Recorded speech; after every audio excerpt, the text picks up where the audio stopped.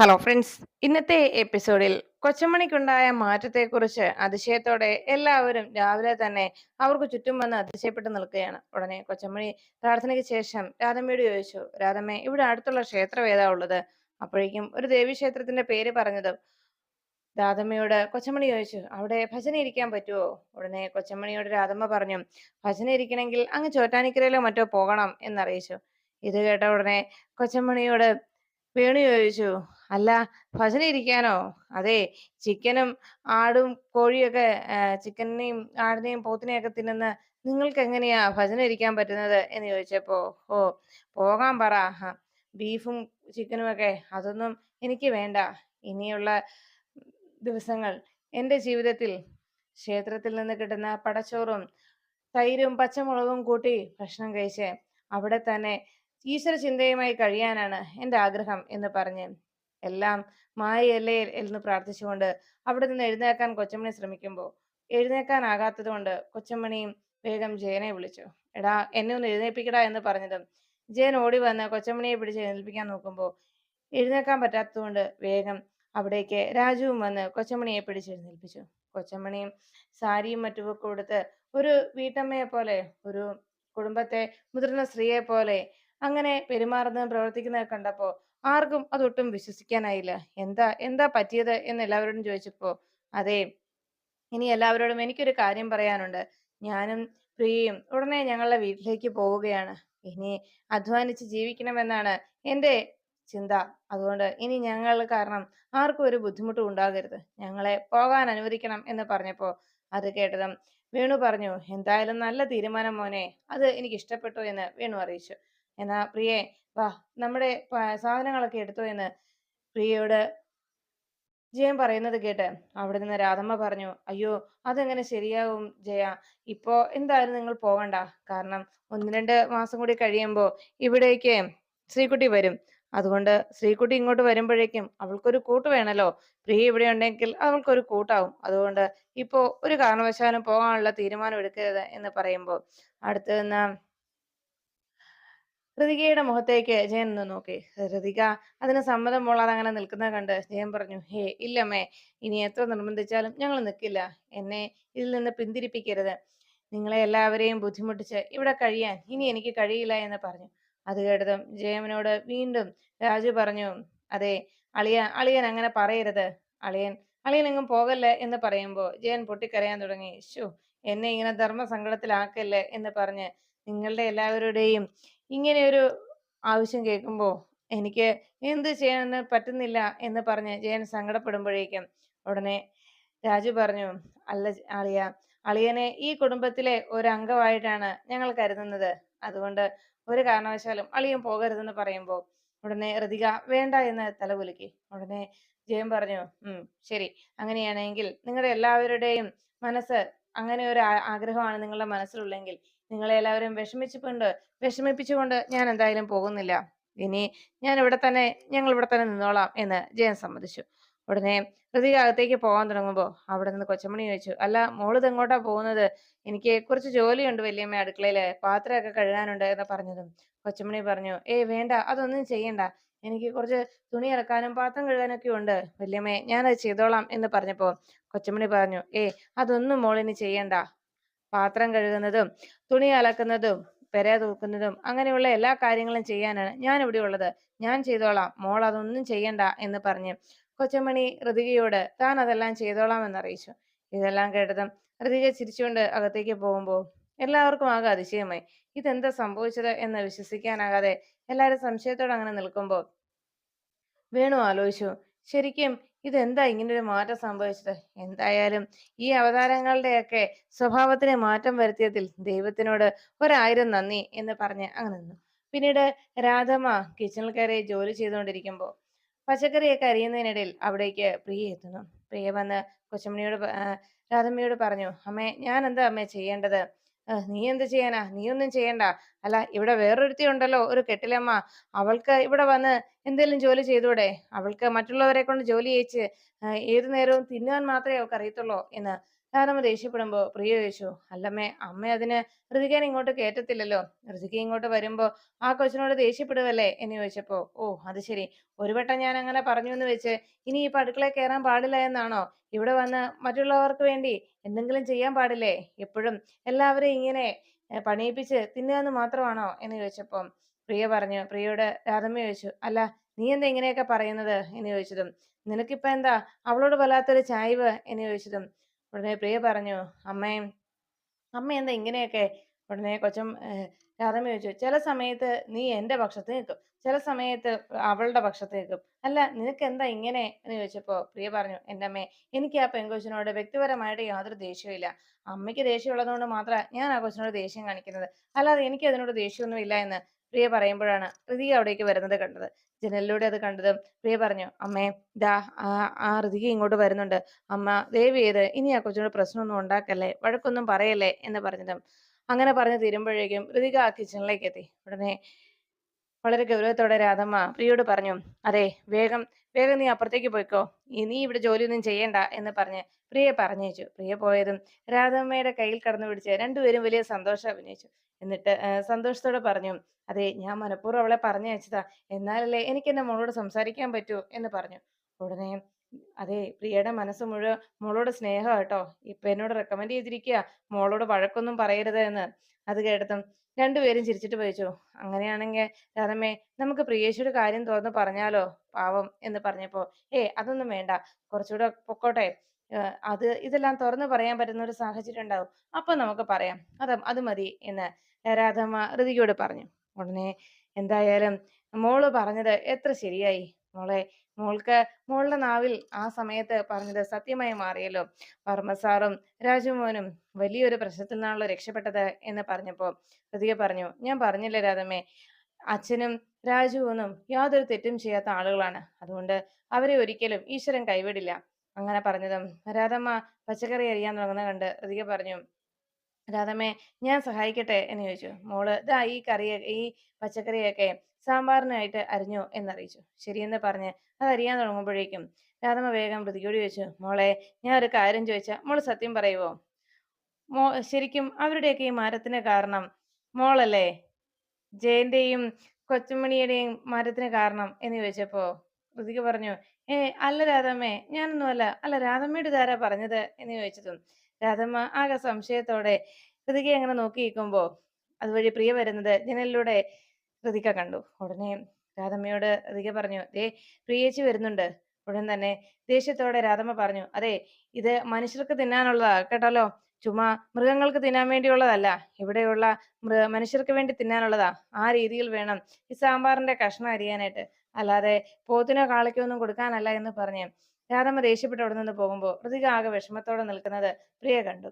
ഋതികയെ വിഷമം അഭിനയിച്ച് അങ്ങനെ പ്രിയയുടെ മുന്നിൽ നിന്നിട്ട് പിന്തിരിഞ്ഞ് പച്ചക്കറി അരിയുന്നത് വല്ലാത്ത ചിരിച്ചുകൊണ്ട് ചിരി അടക്കി പിടിച്ച് വീണ്ടും പ്രിയേച്ചിയെ മണ്ടിയാക്കിയല്ലോ എന്ന സന്തോഷമായിരുന്നു ഋതികയുടെ മനസ്സിൽ. അപ്പോഴാണ് വർമ്മയെ കാണാനായി അവിടേക്ക് എത്തിയ കമ്മീഷണറുടെ അരികിലേക്ക് പ്രതാപ് വർമ്മ എത്തിയത്. അല്ല, എന്താ വിജി, താൻ എന്നെ കാണണമെന്ന് പറഞ്ഞത്, എന്താ കാര്യം എന്ന് ചോദിച്ചു. ഉടനെ അവർ തമ്മിലുള്ള സംഭാഷണം കേൾക്കാനായി ജനലിനടുത്തേക്ക് ദീപക് എത്തി. അപ്പോഴാണ് പ്രതാപനോട് കമ്മീഷണർ ചോദിച്ചത്, സാറേ, സാറിനെ ഈ അഴിമതി കേസിൽ നിന്ന് രക്ഷപ്പെടുത്തിയത് ആരാണെന്ന് സാറിന് അറിയാവോ എന്ന് ചോദിച്ചു. ഇല്ല, ആരാടോ എന്ന് ചോദിച്ചതും, സാറേ, അതറിഞ്ഞ അതൊരു സർപ്രൈസ് തന്നെയാ, സാറിന് ഒരു ഗുഡ് ന്യൂസ് ആണ് എന്ന് പറഞ്ഞു. അങ്ങനെയാണെങ്കിൽ ഒന്ന് പറയടോ അത് എന്ന് പറഞ്ഞതും, സാറേ, വേറെ ആരുമല്ല, സാറിന്റെ മോളില്ലേ ഋതിക മേഡം, ഋതിക വർമ്മ, അവർ തന്നെയാണ് സാറിന് ഈ അഴിമതി കേസിൽ നിന്ന് രക്ഷപ്പെടുത്തിയതെന്ന്.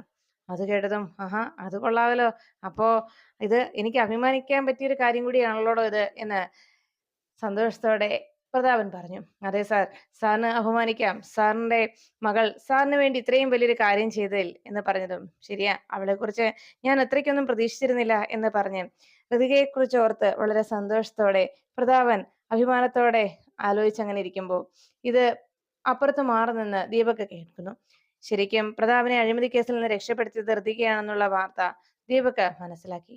അവിടുന്ന് കമ്മീഷണർ പോയി കഴിയുമ്പോഴേക്കും വേണു അവിടുത്തെ വീടിന്റെ കിണറ്റിനരികിൽ ഇരുന്നുകൊണ്ട് വേണുവും വലിയ ആലോചനയിലായിരുന്നു. ശരിക്കും ഈ ജയന്റെയും കൊച്ചമണിയുടെയും സ്വഭാവത്തിന്റെ പിന്മാറ്റത്തിന് പിന്നിൽ ഋതിക മോള് തന്നെ ആയിരിക്കുമോ എന്ന സംശയമായിരുന്നു വേണുവിനെ അലട്ടിയത്. ഋതിക അപ്പോഴേക്കും അതുവഴി എത്തിയതുകൊണ്ട് വേണു ചോദിച്ചു, മോളെ അച്ഛനൊരു കാര്യം ചോദിച്ചാ മോള് സത്യം പറയുമെന്ന് ചോദിച്ചതും അങ്കിള് അങ്കിളെ എന്താ എന്ന് ചോദിച്ചു. അതെ, വേറൊന്നുമല്ല, ഈ ജയന്റെ അമ്മയുടെയും ഈ മരത്തിന് പിന്നിൽ മോളാണോ എന്ന് എനിക്ക് സംശയമുണ്ട്. മോളല്ലേ എന്ന് ചോദിച്ചു. അത് കേട്ടതും പെട്ടെന്ന് ഋതിക ചിന്തിച്ചു, ശരിക്കും സത്യം ഇപ്പൊ വേണു അങ്കിളിനോടും പറയാൻ കഴിയില്ല. അതുകൊണ്ട് തൽക്കാലം കള്ളം പറയുക തന്നെ രക്ഷ. അല്ലെങ്കിലേ ഞാനൊന്നും അല്ല എന്ന് പറഞ്ഞ് ഋതിക അതിന് വേറെന്തേലും കാര്യമായിരിക്കും എന്ന് പറഞ്ഞ് ഋതിക അവിടെ നിന്ന് പോകുമ്പോ വേണു മനസ്സിൽ പറഞ്ഞു, അല്ല, ഇതിന് പിന്നിൽ മോള് തന്നെയാ. ഇക്കാര്യം മോള് പറഞ്ഞത് നുണയാ എന്ന് ചിന്തിച്ചങ്ങനെ വേണു ഇരിക്കുമ്പോഴാണ് പ്രിയ അവിടേക്ക് എത്തിയത്. അച്ഛനിങ്ങി വന്നേ എന്ന് പറഞ്ഞ് പ്രിയ വേണുവിനെ വിളിച്ചുകൊണ്ട് വേഗം ഉമ്മറത്തേക്ക് എത്തി. അവിടെ വിറക് വെട്ടുന്ന ജയനെ പ്രിയ ചൂണ്ടിക്കാണിച്ചു. കണ്ടില്ലേ അച്ഛാ, നോക്കിക്കേ എന്ന് പറഞ്ഞു. മേലനങ്ങി വിയർത്ത് കുളിച്ച് വിറക് വെട്ടുന്ന ജയനെ നോക്കി വേണു എന്നിട്ട് പറഞ്ഞു, എന്താ പ്രിയേ, കണ്ടില്ലേ അച്ഛൻ, നോക്കിക്കേ അങ്ങോട്ട് എന്ന് പറഞ്ഞതും കണ്ടു, അവൻ വിറക് വെട്ടുന്നു, അതിലിത്തിരുന്ന് എത്ര പ്രത്യേകത എന്ന് ചോദിച്ചു. എന്റെ ഭർത്താവിനെ കൊണ്ട് ഇവിടെ ഇങ്ങനെ ജോലി ചെയ്യിക്കാനാണോ അച്ഛാ ഞങ്ങളെ പോകാൻ അനുവദിക്കാതെ ഇവിടെ പിടിച്ചു നിർത്തിയിരിക്കുന്നത് എന്ന് പ്രിയ ചോദിച്ചു. ഇത് കേട്ടതും വീണു പറഞ്ഞു, എന്റെ പ്രിയെ, നീയാ ഇവൻ ഇതുപോലെ മടിയനാക്കുന്നത്. അവൻ മേലനങ്ങി എന്തേലും ജോലി ചെയ്യട്ടെ എന്ന് വെക്കുമ്പോ നീ അവനെ അതിന് അനുവദിക്കില്ല. ശരിക്കും നീയാണ് അവന്റെ ഈ സ്വഭാവം ഇങ്ങനെ ഒരു കുഴിമടിയനാക്കി അവനെ മാറ്റിയത് എന്ന് പറഞ്ഞ് പ്രിയയുടെ ദേഷ്യത്തോടെ വേണു പറഞ്ഞു. ഇത് കണ്ടതും പ്രിയയ്ക്കാകെ ദേഷ്യായി. ഇവിടെ വന്ന് എന്റെ ജയേട്ടൻ ഇങ്ങനത്തെ ജോലിയൊക്കെ ചെയ്യുന്നത് കണ്ടാലേ നാട്ടുകാരെന്താ വിചാരിക്കുക എന്ന് പറഞ്ഞ് വേഗം പ്രിയ ജയന്റെ അടുത്തേക്ക് വന്നു. ഇനി വന്ന് ചേട്ടാ എന്ന് പറഞ്ഞ് ജയനെ വിളിച്ചുകൊണ്ട് നേരെ ആ സ്റ്റെപ്പിൽ കൊണ്ടുവന്നിരുത്തുന്നു. ജയൻ അവിടേക്ക് വന്നിരുന്നതും പ്രിയ വേഗം അകത്തേക്ക് പോയി. എന്നിട്ട് ജയന് കുടിക്കാനുള്ള വെള്ളം എടുത്തുകൊണ്ട് വരുന്നു. വല്ലാതെ വേർതിരിക്കുന്ന ജയനെ കണ്ട് ചിരിച്ചുകൊണ്ട് നിൽക്കുകയാണ് വീണു. ഉടനെ ഒരു തോർത്തും എടുത്ത് വെള്ളവുമായിട്ട് വന്ന പ്രിയ ജയന് ആ ജഗ്ഗിലെ വെള്ളം മുഴുവൻ എടുത്തു കൊടുത്തു. അത് കുടിച്ചതിന് ശേഷം പ്രിയ തന്നെ ജയന്റെ മുഖത്തെ വിയർപ്പൊക്കെ ഒപ്പിയെടുത്ത് കളയുമ്പോ ഇത് കണ്ട വീണു പറഞ്ഞു, അതെ, ഒരു കാര്യം ചെയ്യ് പ്രിയേ, നീ ഒരു താരാട്ട് പാട്ടുകൂടി പാട്, എന്നിട്ട് തൊട്ടിലിട്ട് ആട്ട്, അല്ലെങ്കിൽ ഒരു എണ്ണത്തവണിയിൽ കൊണ്ടുചെന്ന് അങ്ങ് കിടത്ത്, അതാ നല്ലത് എന്ന് പറഞ്ഞു. ഇതെല്ലാം കേട്ട് വീണു അങ്ങനെ പറയുന്നതെല്ലാം കേട്ട് പ്രിയ പറഞ്ഞു, അച്ഛാ, എന്റെ ചേട്ടനെ ഇവിടെ ഇങ്ങനെ പിടിച്ചു നിർത്തിയത് അച്ഛൻ ഇങ്ങനത്തെ ജോലികൾ ചെയ്യിക്കാനാണോ? അതെ, പെണ്ണുമ്പിള്ള വീട്ടിൽ വന്ന് ഇങ്ങനെ ജോലി ചെയ്യാനല്ല എന്റെ ജേട്ടൻ ഇവിടെ നിൽക്കുന്നത് എന്ന് പറഞ്ഞപ്പോ വീണു പറഞ്ഞു, അതെന്തൊരു പറച്ചിലാ മോളെ നീ പറയുന്നത്.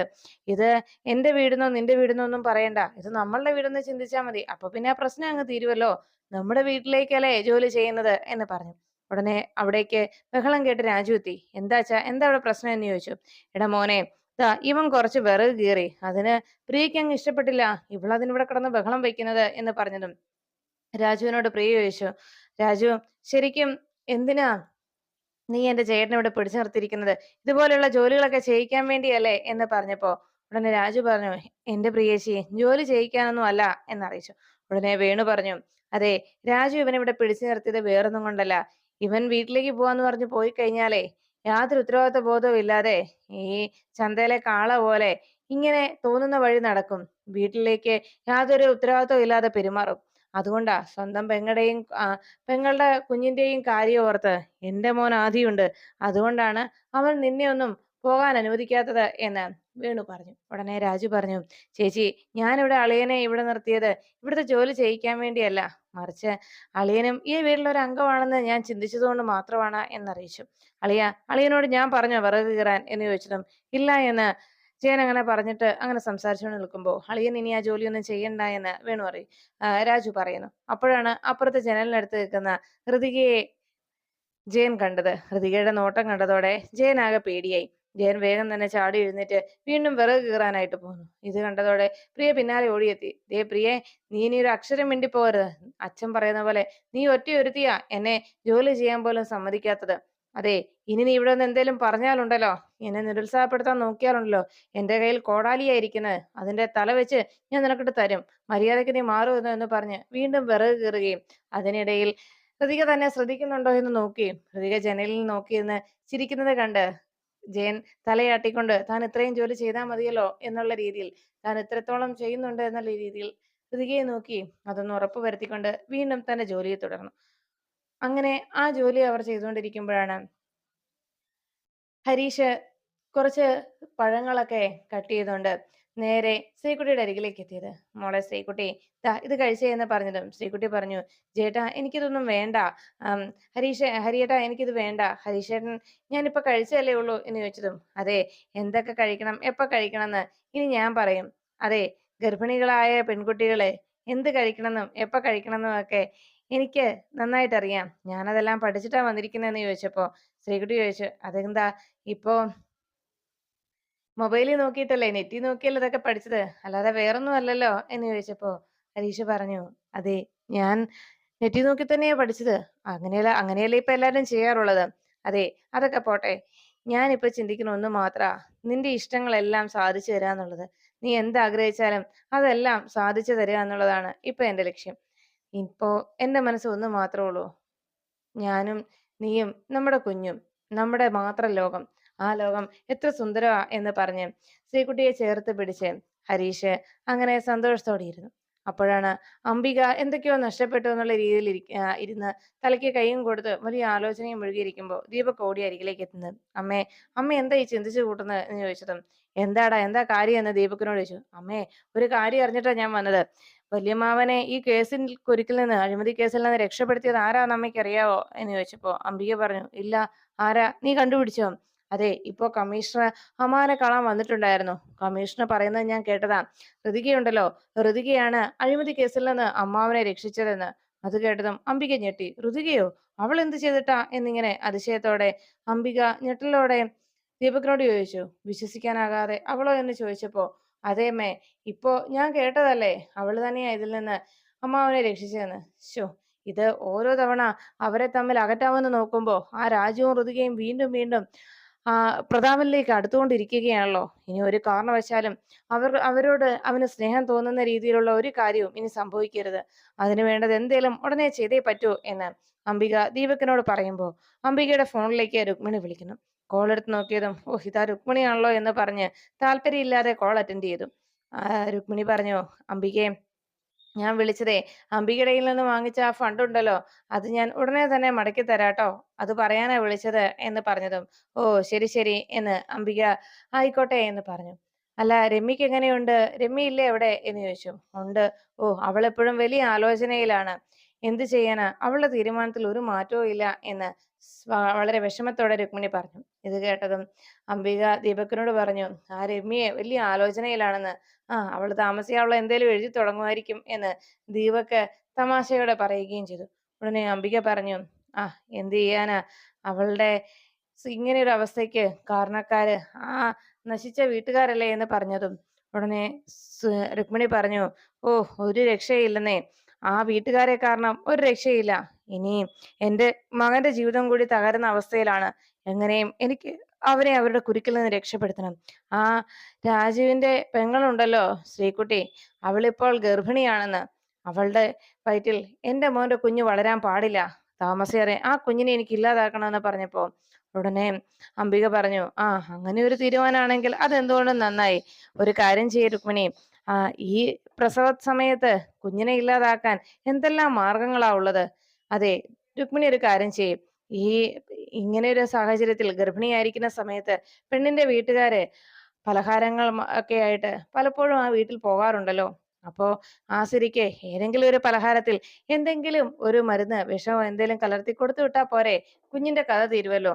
പിന്നീട് പ്രശ്നം ഉണ്ടാകുമ്പോ ഹരീഷിന്റെ കുഞ്ഞിനെ ശ്രീകുട്ടിയുടെ രാജുവിന്റെ വീട്ടുകാർ തന്നെ വിഷം കൊടുത്ത് ഇല്ലാതാക്കിയെന്നാവും. അപ്പോ ഒരു വെടിക്ക് രണ്ട് പക്ഷി.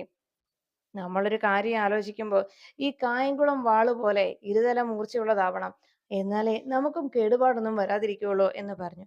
അത് കേട്ടതും രുക്മിണി പറഞ്ഞു, കൊള്ളാം അംബികെ, അംബികയുടെ ഐഡിയ സൂപ്പർ, ഞാനേ അത് തന്നെ നടപ്പിലാക്കുക തന്നെ ചെയ്യും എന്ന് പറഞ്ഞ് വേഗം ഫോൺ വെക്കുന്നു. പിന്നീട് രാജുവും മൃതികയും കൂടി പത്മാവതിയെ കണ്ടെത്താനുള്ള ശ്രമങ്ങൾ ആരംഭിക്കുന്നു. പത്മാവതിയുടെ ഫോട്ടോയുമായി നേരെ അവർക്ക് പരിചയമുള്ള ഡിവൈഎസ്പിയുടെ അരികിലെത്തുന്നു. ഡിവൈഎസ്പി അത് നോക്കി ആ ഫോട്ടോ നോക്കിയിട്ട് ഉടനെ തന്നെ ഇക്കാര്യത്തിലൊരു തീരുമാനം താൻ ഉണ്ടാക്കാമെന്നും വേഗം തന്നെ ഈ മേട എവിടെയുണ്ടെങ്കിലും ഞങ്ങൾ കണ്ടെത്തിയിരിക്കുമെന്നും രാജുവിനും മൃതികയ്ക്കും അവർ വാക്ക് നൽകുന്നു. അവർ സന്തോഷത്തോടെ അവിടെ നിന്ന് മടങ്ങുമ്പോൾ രുക്മിണി അപ്രതീക്ഷിതമായിട്ട് രാജുവിന്റെ വീട്ടിലേക്ക് എത്തുകയാണ്. എത്ര നാളാ ഇങ്ങനെ പരസ്പരം പകയും വിദ്വേഷവും മനസ്സിൽ കൊണ്ടു നടക്കുന്നത്. പോരാത്തതിന് ഇപ്പോ ശ്രീകുട്ടി ഗർഭിണി കൂടിയാണല്ലോ. അതുകൊണ്ട് ഞാൻ എന്റെ തീരുമാനമൊക്കെ മാറ്റി അവരെ വീട്ടിലേക്ക് തിരിച്ചു വിളിച്ചുകൊണ്ട് വരാനാണ് എന്റെ തീരുമാനമെന്ന് രുക്മിണി രാജുവിന്റെ വീട്ടിലെത്തി അറിയിച്ചു. അത് കേട്ടതോടെ രാജുവിന്റെ വീട്ടിലുള്ള രാധമ്മയ്ക്കും മറ്റെല്ലാവർക്കും ആ വാർത്ത കേട്ട് വളരെയേറെ സന്തോഷം വന്നു. അപ്പോഴാണ് അംബികയുടെ ഫോണിലേക്ക് ഒരു കോൾ എത്തുന്നത്. അംബിക തടങ്കലിൽ പാർപ്പിച്ച പ്രതാപന്റെ ആത്മാർത്ഥ സുഹൃത്തായ ജഗന്നാഥ വർമ്മയ്ക്ക് യാതൊരു അനക്കവുമില്ല എന്നും അദ്ദേഹത്തിന് മരണം സംഭവിച്ചു എന്നും അയാളെ നോക്കാൻ കാവലേർപ്പെടുത്തിയിരുന്ന ഗുണ്ടകളിൽ ഒരാൾ അംബികയെ വിളിച്ച് അറിയിക്കുന്നു.